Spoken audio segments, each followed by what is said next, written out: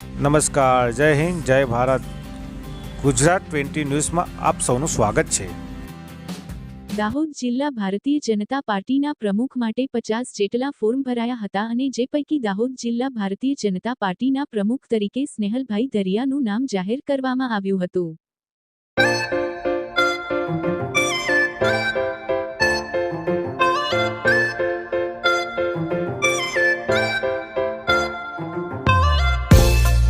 ભારતીય જનતા પાર્ટીનું સંગઠન પર્વ 2025 અંતર્ગત આજે ભારતીય જનતા પાર્ટી દાહોદ જિલ્લાના અધ્યક્ષ તરીકે પાર્ટીની જે પ્રક્રિયા હતી એ પ્રક્રિયા આજે પૂર્ણ કરી જિલ્લાના અધ્યક્ષ તરીકે આવનારી મુદત સુધી શ્રી સ્નેહલભાઈ વિજયકુમાર ધરિયાને આજે ભારતીય જનતા પાર્ટીએ વિધિવત રીતે એને પદ સ્થાન એની જવાબદારી માટે નિયુક્ત કર્યા છે.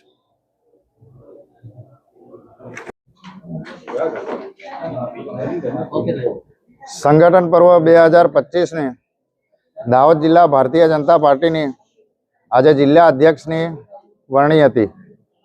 એમાં પ્રદેશ ભારતીય જનતા પાર્ટીએ મારા પર જે વિશ્વાસ મૂક્યો છે માન્ય CR પાટીલ સાહેબે, તો ભારતીય જનતા પાર્ટીનો હું આભાર માનું છું.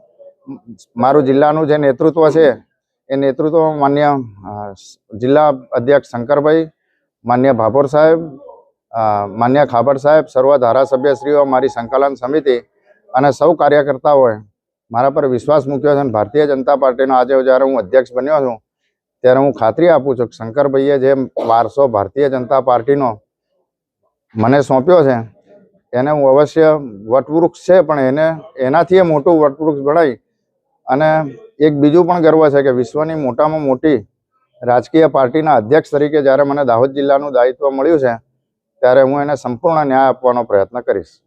ભારત માતા કી